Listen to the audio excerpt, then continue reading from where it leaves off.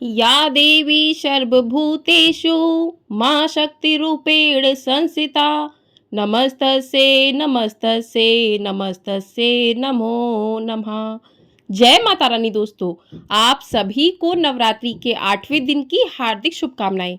आप सभी पर मां भवानी की कृपा सदैव ही बनी रहे।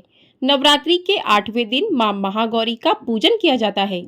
इस दिन जो भी भक्त महागौरी का पूजन करते हैं उन भक्तों की सभी मनोकामनाएं पूर्ण होती हैं। आपको हमारे चैनल पर मां महागौरी की कथा और पूजा विधि की वीडियो मिल जाएगी, आप लोग उसको जाकर देख सकते हैं। तो आज की वीडियो में हम सुनेंगे दुर्गा सप्तशती पाठ के अंतिम अध्याय। अब तक आपने हमारे चैनल पर श्री दुर्गा सप्तशती पाठ 1 से 13 तक के सभी अध्याय सुने हैं। अब मैं आपको जो पाठ सुनाने वाली हूँ ये श्री दुर्गा सप्तशती के अंतिम अध्याय हैं, जिनके बिना श्री दुर्गा सप्तशती का पाठ अधूरा माना जाता है। और ये पाठ है देवी सूक्त, प्रधानिक रहस्य, वैकृतिक रहस्य, मूर्ति रहस्य, सिद्धि कुंजी का स्रोत और क्षमा याचना। साथ ही आप लोग सुनेंगे आरती। तो आप सभी लोग वीडियो में बने रहिएगा और वीडियो को पूरा जरूर देखिएगा। यदि आपने बाकी के अध्याय 1 से 13 तक नहीं सुने हैं तो आप लोग जाकर उन्हें भी सुन सकते हैं। तो अध्याय शुरू करने से पहले माँ अंबिका का ध्यान करते हैं। ओम नमः चंडिकाय। चंडिका माता को नमस्कार है। आइए पहले ध्यान करते हैं। जो सिंह की पीठ पर विराजमान है, जिनके मस्तक पर चंद्रमा का मुकुट है, जो मरकत मणि के समान कांति वाली, अपनी 4 भुजाओं में शंख, चक्र, धनुष और बाण धारण करती है, 3 नेत्रों से सुशोभित होती हैं, जिनके भिन्न भिन्न अंग बांधे हुए बाजूबंद, हार, कंगन, खनखनाती हुई करधनी और रुंझुन करते हुए नुपुरों से विभूषित हैं, तथा जिनके कानों में रतन जटित कुंडल झिलमिलाते रहते हैं, वे भगवती दुर्गा हमारी दुर्गति दूर करने वाली हैं। बोलिए ओम नमः चंडिकाय। तो अब शुरू करते हैं देवी सूक्त पाठ। महर्षि अभ्रण की कन्या का नाम बाघ था।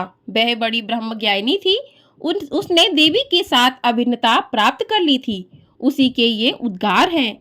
मैं सच्चिदानंदमयी सर्वात्मा देवी रुद्र, वसु, आदित्य तथा विश्व देवगणों के रूप में विचरती हूँ।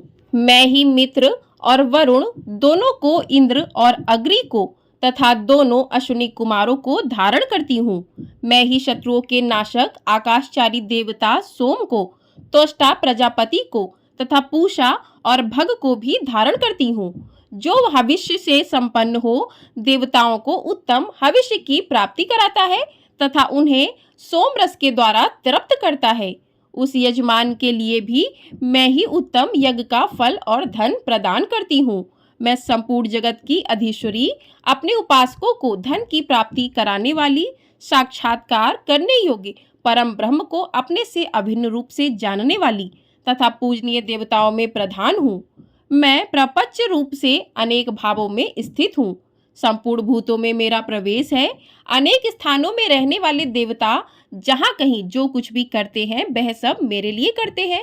जो अन्न खाता है वह मेरी ही शक्ति से खाता है, क्योंकि मैं ही भोक्त शक्ति हूँ।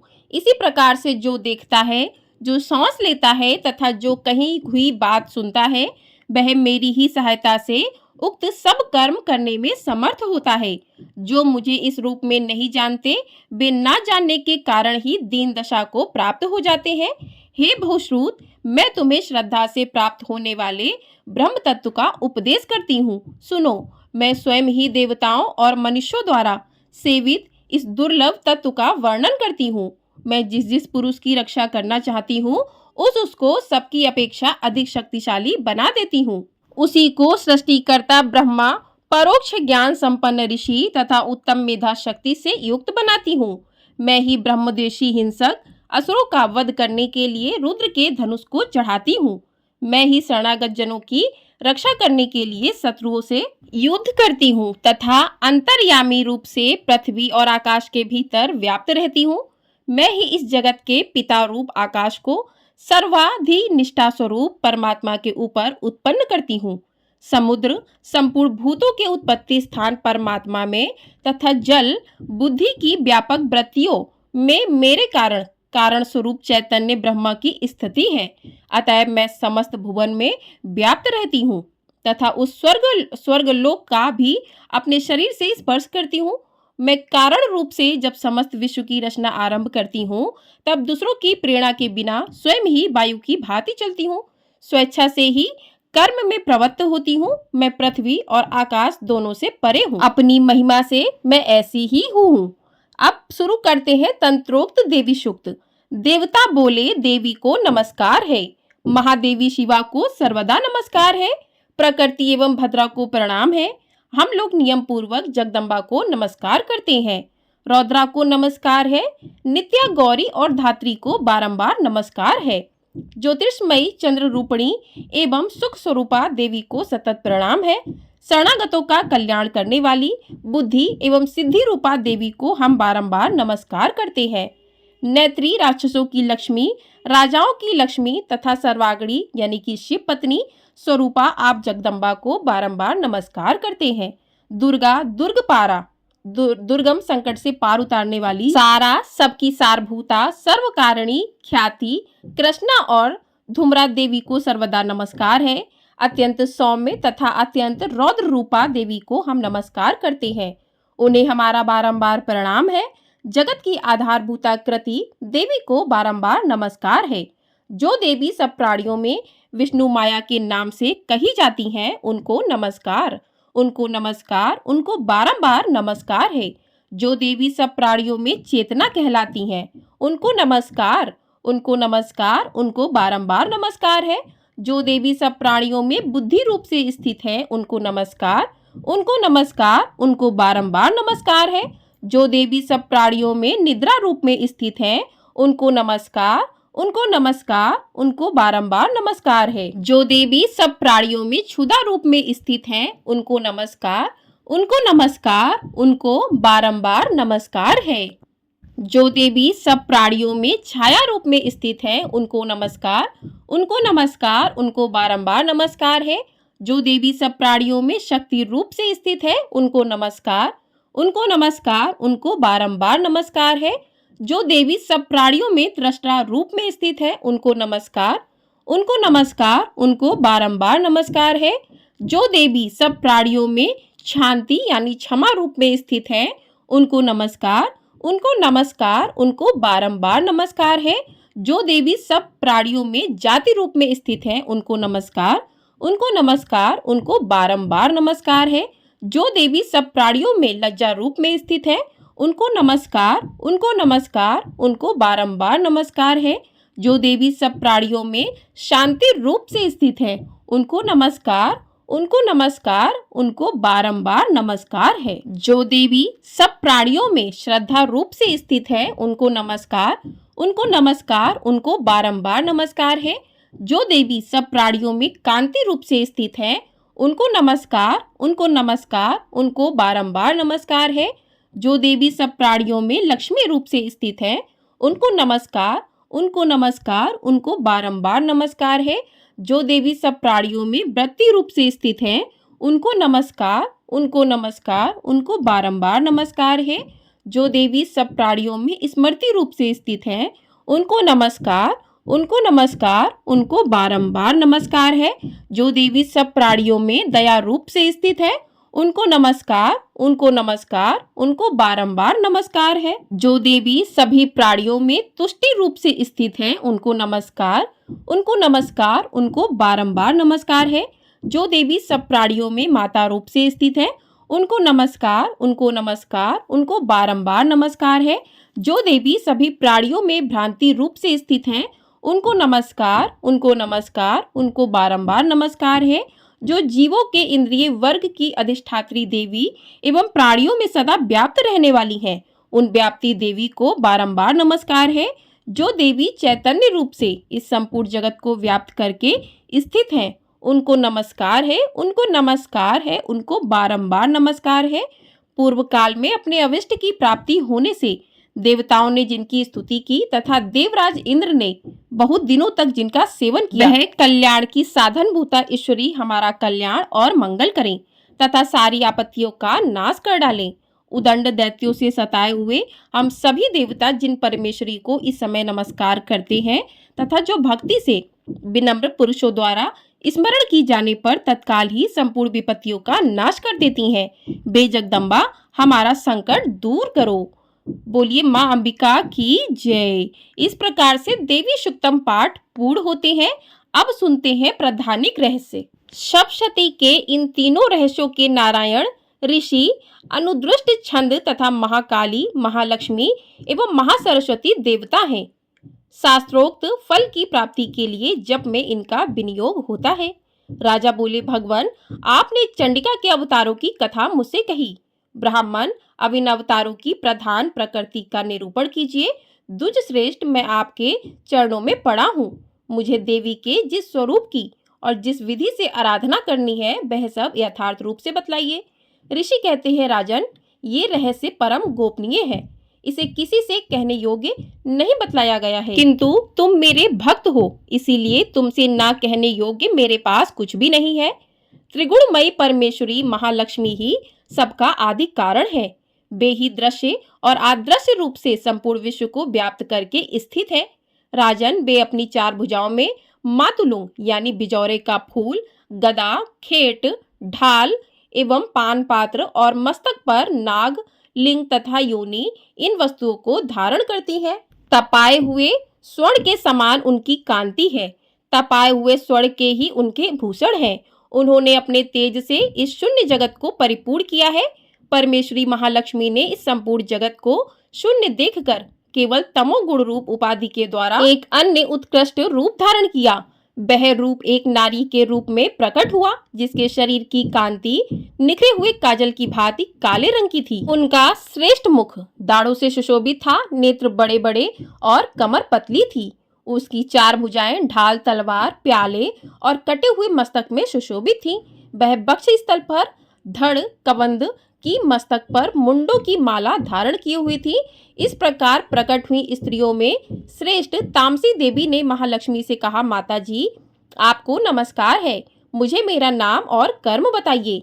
तब महालक्ष्मी ने स्त्रियों में श्रेष्ठ उस तामसी देवी से कहा, मैं तुम्हें नाम प्रदान करती हूँ और तुम्हारे जो जो कर्म है उनको भी बतलाती हूँ। महामाया, महाकाली, महामारी, क्षुधा, त्रसदा, निद्रा, तृष्णा, एक बीरा, कालरात्रि तथा दुरत्या, ये तुम्हारे नाम हैं जो कर्मों के द्वारा लोक में चरितार्थ होंगे।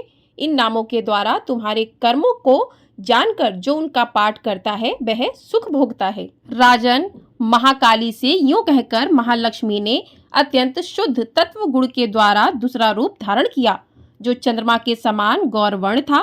वह श्रेष्ठ नारी अपने हाथ में अक्षमाला, अंकुश, बीड़ा, पुस्तक धारण किए हुए थी। महालक्ष्मी ने उसे भी नाम प्रदान किए।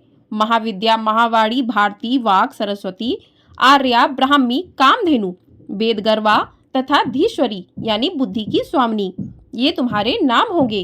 तदंतर महालक्ष्मी ने महाकाली और महासरस्वती से कहा, देवियों तुम दोनों अपने अपने गुणों के योग्य स्त्री पुरुष के जोड़े उत्पन्न करो। उन दोनों से यो कहकर महालक्ष्मी ने अपने स्वयं ही स्त्री पुरुष का एक जोड़ा उत्पन्न किया। वे दोनों हिरण्य गर्भ यानी निर्मल ज्ञान से संपन्न, सुंदर तथा कमल के आसन पर विराजमान थे। उनमें से एक स्त्री थी और दूसरा पुरुष। तत्पश्चात माता महालक्ष्मी ने पुरुष को ब्राह्मण, विदेह, वृक्ष तथा धाता इस प्रकार संबोधित किया और स्त्री को श्री, पद्मा, कमला, लक्ष्मी इत्यादि नामों से पुकारा। इसके बाद महाकाली और महासरस्वती ने भी एक एक जोड़ा उत्पन्न किया।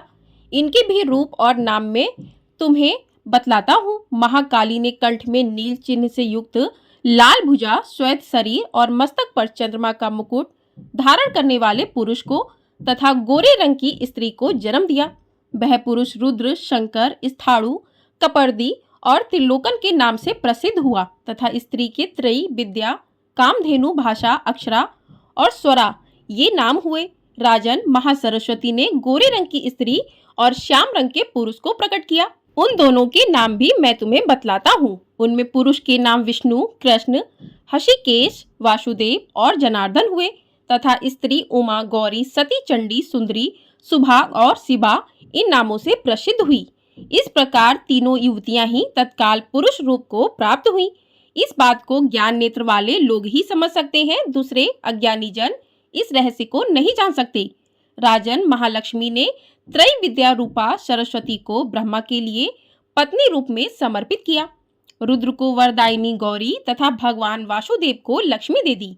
इस प्रकार सरस्वती के साथ संयुक्त होकर ब्रह्मा जी ने ब्रह्मांड को उत्पन्न किया और परम पराक्रमी भगवान रुद्र ने गौरी के साथ मिलकर उसका भेदन किया। राजन, उस ब्रह्मांड में प्रधान यानी महातत्व आदि कार्य समूह पंच महाभूतात्मक समस्त स्थावर जड़म्य रूप जगत की उत्पत्ति हुई। फिर लक्ष्मी के साथ भगवान विष्णु ने उस जगत का पालन पोषण किया और प्रलय काल में गौरी के साथ महेश्वर ने उस संपूर्ण जगत का संहार किया। महाराज, महालक्ष्मी ही सर्वसत्वमयी तथा सब सत्वों की अधीश्वरी है। वे ही निराकार और साकार रूप में रहकर नाना प्रकार के नाम धारण करती हैं। सगुणवाचक सत्य, ज्ञान, चित्त, महामाया आदि नामांतरों से इस महालक्ष्मी का निरूपण करना चाहिए। केवल एक नाम महालक्ष्मी मात्र से अथवा अन्य प्रत्यक्ष आदि प्रमाण से उनका वर्णन नहीं हो सकता। इस प्रकार से प्रधानिक रहस्य संपूर्ण होता है। आइए अब सुनते हैं वैकृतिक रहस्य। ऋषि कहते हैं, राजन, पहले दिन शत प्रधाना त्रिगुणमयी महालक्ष्मी के तामसी आदि भेद से 3 स्वरूप बतलाए गए। वे ही शर्वा, चंडिका, दुर्गा, भद्रा और भगवती आदि अनेक नामों से कही जाती हैं। तमोगुणमयी महाकाली भगवान विष्णु की योग निद्रा कही गई है। मधु और कैटभ का नाश करने के लिए ब्रह्मा जी ने जिनकी स्तुति की थी उन्हीं का नाम महाकाली है। उनके 10 मुख, 10 भुजाएं और 10 पैर हैं। वे काजल के समान काले रंग की हैं तथा 30 नेत्रों की विशाल पंक्ति से सुशोभित होती हैं। भोपाल उनके दांत और दाढ़ें चमकती रहती हैं। यद्यपि उनका रूप भयंकर है तथापि वे रूप सौभाग्य, कांति एवं महती संपदा की अधिष्ठान प्राप्ति स्थान है। वे अपने हाथों में खंडक, वाण, गदा, शूल, चक्र, शंख, भुशुंडी, परिग, धनुष तथा जिससे रक्त चूता रहता है ऐसा कटा हुआ मस्तक धारण करती है। ये महाकाली भगवान विष्णु की दुस्तर माया है। आराधना करने पर ये चराचर जगत को अपने उपासक के अधीन कर देती हैं। संपूर्ण देवताओं के अंगों से जिनका प्रादुर्भाव हुआ था वे अनंत कांति से युक्त साक्षात महालक्ष्मी है। उन्हें ही त्रिगुणमयी प्रकृति कहते हैं तथा वे ही महिषासुर का मर्दन करने वाली है। उनका मुख गोरा, भुजाएं श्याम, स्तन मंडल अत्यंत श्वेत, कटी भाग और चरण लाल तथा जंघा और पिंडली नीले रंग की है। अजय होने के कारण उनको अपने शौर्य का अभिमान है। कटी के आगे का भाग बहुरंगे वस्त्र से आच्छादित होने के कारण अत्यंत सुंदर एवं विचित्र दिखाई देता है। उनकी माला, वस्त्र, आभूषण तथा अंगराग सभी विचित्र है। वे कांति, रूप और सौभाग्य से सुशोभित हैं। यद्यपि उनकी हजारों भुजाएं हैं तथापि उन्हें 18 भुजाओं से युक्त मानकर उनकी पूजा करनी चाहिए। अब उनके दाहिनी ओर के निचले हाथों से लेकर बाईं ओर के निचले हाथों तक में क्रमशः जो अस्त्र हैं उनका वर्णन किया जाता है। अक्षमाला, कमल, बाण, खंडक, वज्र, गदा, चक्र, त्रिशूल, परशु, शंख, घंटा, पाश, शक्ति, दंड, चर्म, ढाल, धनुष, पानपात्र और कमंडलू, इन आयुधों से उनकी भुजाएं विभूषित हैं। वे कमल के आसन पर विराजमान है, सर्वदेवमयी हैं तथा सबकी ईश्वरी हैं। राजन, जो इन महालक्ष्मी देवी का पूजन करता है वह सब लोकों तथा देवताओं का भी स्वामी होता है। जो एकमात्र सत्व गुण के आश्रित हो, पार्वती जी के शरीर से प्रकट हुई थी तथा जिन्होंने शुंभ नामक दैत्य का संहार किया था, वे साक्षात सरस्वती कही गई हैं। पृथ्वी पते उनकी 8 भुजाएं हैं तथा वे अपने हाथों में क्रमशः बाण, मूसल, शूल, चक्र, शंख, घंटा, हल एवं धनुष धारण करती हैं। ये सरस्वती देवी जो निशुंभ का मर्दन तथा शुंभकासुर का संहार करने वाली हैं, भक्ति पूर्वक पूजित होने पर सर्वगता प्रदान करती हैं। राजन, इस प्रकार तुमसे महाकाली आदि तीनों मूर्तियों के स्वरूप बतलाए। अब जगन माता महालक्ष्मी की तथा इन महाकाली आदि तीनों मूर्तियों की पृथक पृथक उपासना श्रवण करो। जब महालक्ष्मी की पूजा करनी हो तब उन्हें मध्य में स्थापित करके उनके दक्षिण और वाम भाग में क्रमशः महाकाली और महासरस्वती का पूजन करना चाहिए और पृष्ठ भाग में तीनों युगल देवताओं की पूजा करनी चाहिए। महालक्ष्मी के ठीक पीछे मध्य भाग में सरस्वती के साथ ब्रह्मा का पूजन करें उनके दक्षिण भाग में गौरी के साथ रुद्र की पूजा करें तथा वाम भाग में लक्ष्मी सहित विष्णु का पूजन करें। महालक्ष्मी आदि तीनों देवियों के सामने निर्मांगित 3 देवियों की भी पूजा करनी चाहिए। मध्यस्थ महालक्ष्मी के आगे मध्य भाग में 18 भुजाओं वाली महालक्ष्मी का पूजन करें। उनके वाम भाग में 10 मुखों वाली महाकाली का तथा दक्षिण भाग में 8 भुजाओं वाली महासरस्वती का पूजन करें। राजन, जब केवल 18 भुजाओं वाली महालक्ष्मी का अथवा 10 मुखी काली का या अष्टभुजा सरस्वती का पूजन करना हो, तब अरिष्टों की शांति के लिए इनके दक्षिण भाग में काल की और वाम भाग में मृत्यु की भी भली भांति पूजा करनी चाहिए। जब शुंभासुर का संहार करने वाली अष्टभुजा देवी की पूजा करनी हो, तब उनके साथ उनकी 9 शक्तियों का और दक्षिण भाग में रुद्र एवं वाम भाग में गणेश जी का भी पूजन करना चाहिए। ब्राह्मणी, माहेश्वरी, कौमारी, वैष्णवी, बाराही, नारसिंगी, ऐन्द्री, शिवदूती तथा चामुंडा ये 9 शक्तियां हैं। नमो दैव्ये, इस स्रोत से महालक्ष्मी की पूजा करनी चाहिए तथा उनके 3 अवतारों की पूजा के समय उनके चरित्रों में जो स्रोत और मंत्र आए हैं उन्हीं का उपयोग करना चाहिए। 18 भुजाओं वाली महिषासुर मर्दनी महालक्ष्मी ही विशेष रूप से पूजनीय है, क्योंकि वे ही महालक्ष्मी, महाकाली तथा महासरस्वती कहलाती हैं। वे ही पुण्य पापों की अधीश्वरी तथा संपूर्ण लोकों की महेश्वरी हैं। जिसने महिषासुर का अंत करने वाली महालक्ष्मी की भक्ति पूर्वक आराधना की है, वही संसार का स्वामी है। अतः जगत को धारण करने वाली भक्त वत्सला भगवती चंडिका की अवश्य पूजा करनी चाहिए। अर्घ आदि से, आभूषणों से, गंध पुष्प अक्षत, धूप दीप तथा नाना प्रकार के भक्ष्य पदार्थों से युक्त नैवेद्यों से, रक्त सिंचित बलि से, मांस से तथा मदिरा से भी देवी का पूजन होता है। राजन, बलि और मांस आदि से की जाने वाली पूजा ब्राह्मणों को छोड़कर बताई गई है। उनके लिए मांस और मदिरा से कहीं भी पूजा का विधान नहीं है। प्रणाम, आचमन के योग्य जल, सुगंधित चंदन, कपूर तथा तांबुल आदि सामग्रियों को भक्ति भाव से निवेदन करके देवी की पूजा करनी चाहिए।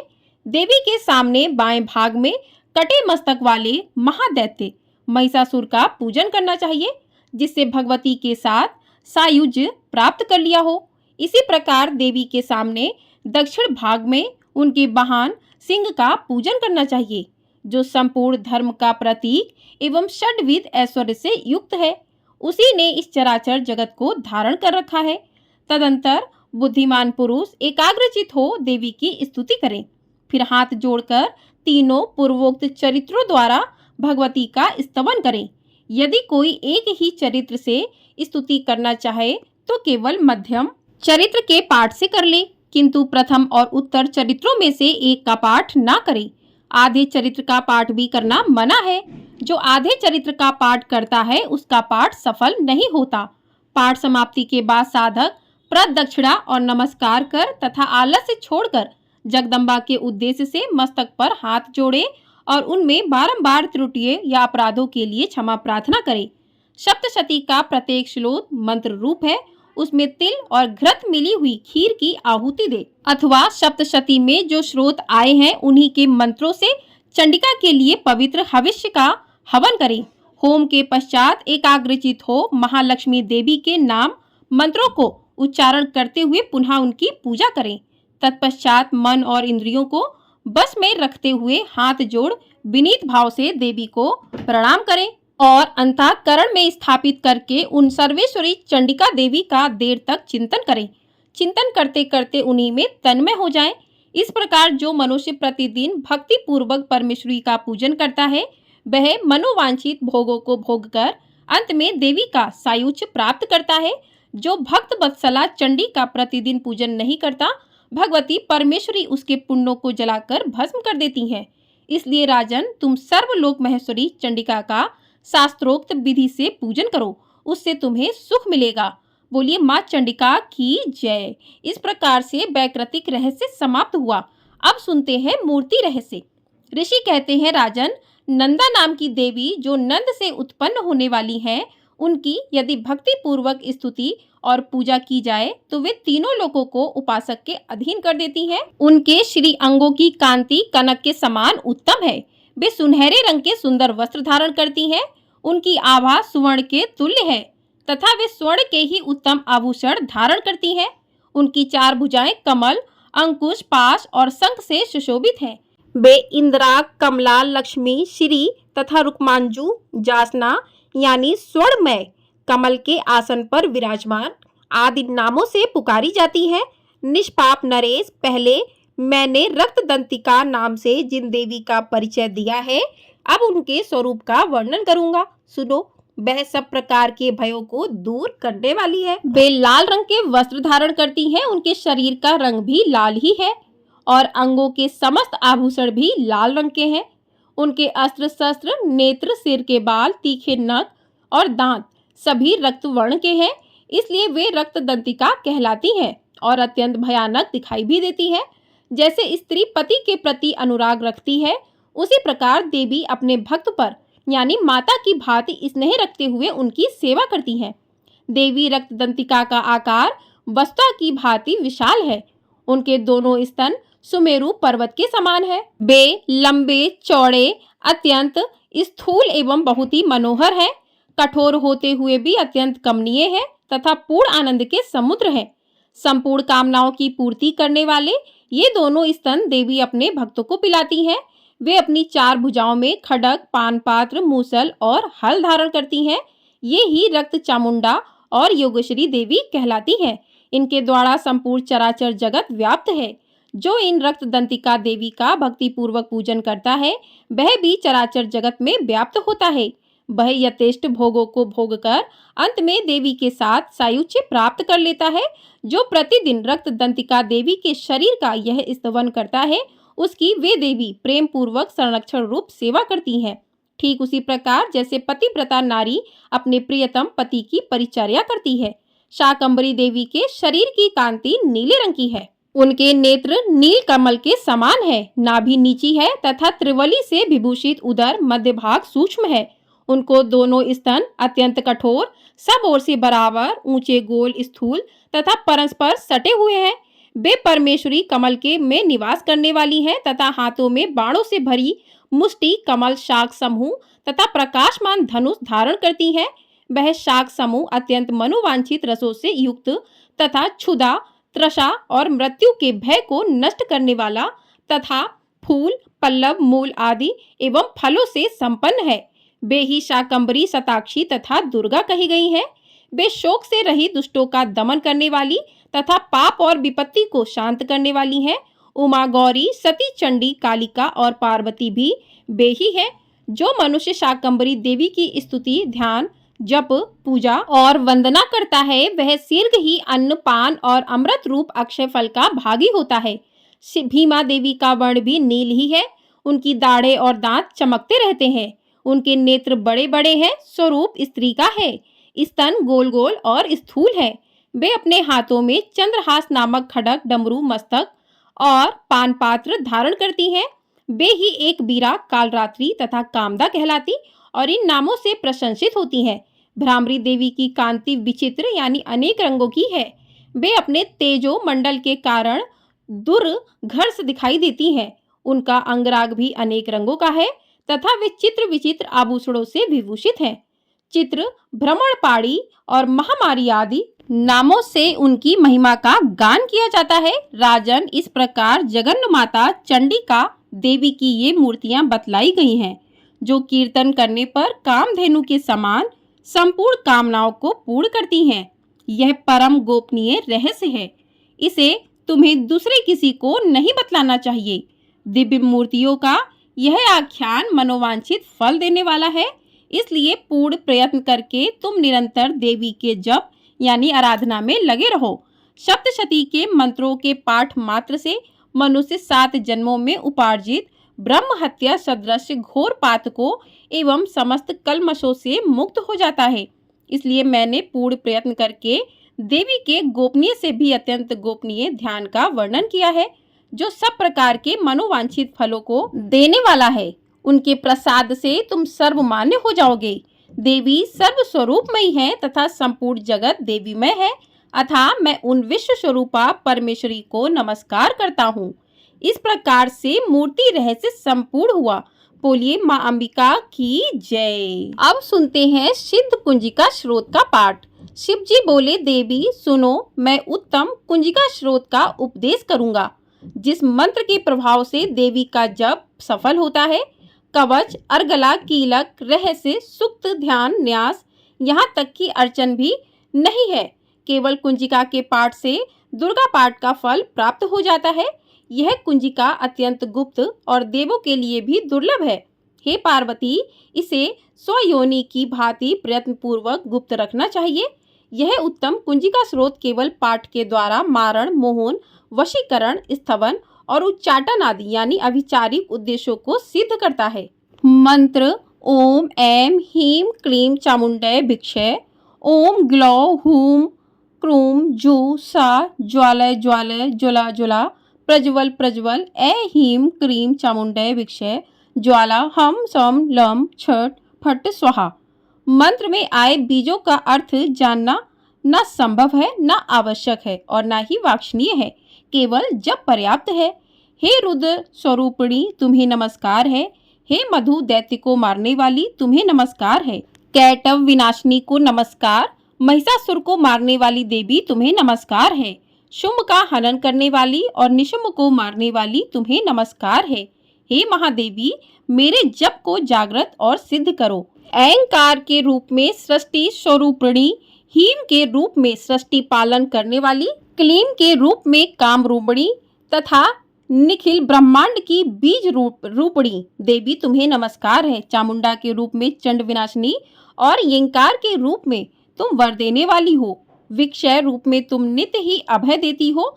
इस प्रकार ऐं ह्रीं क्लीं चामुंडै भिक्षे तुम इस मंत्र का स्वरूप हो। धाम धीम धूम के रूप में धुर्जटी शिव की तुम पत्नी हो। वाम वीम वूम के रूप में तुम वाणी की अधीश्वरी हो।